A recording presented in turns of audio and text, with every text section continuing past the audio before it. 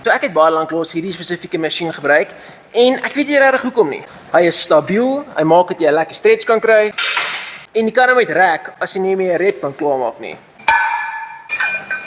Baie mense vra vir my baie keer, is dit beter om met ligter gewig meer reps te doen en dan beter tegniek te hê of moet hulle eerder swaarder gaan en minder reps kry?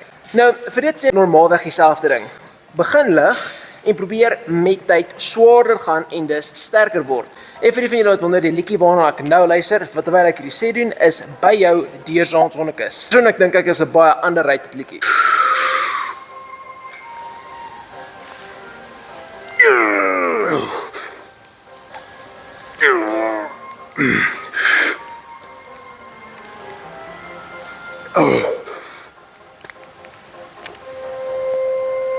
Oh, 4.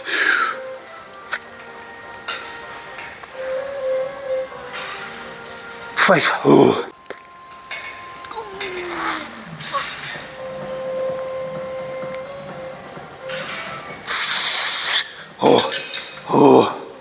Oh, daar was 6 reps. Oef. Daar is ek. Maar nou ja, lekker dag.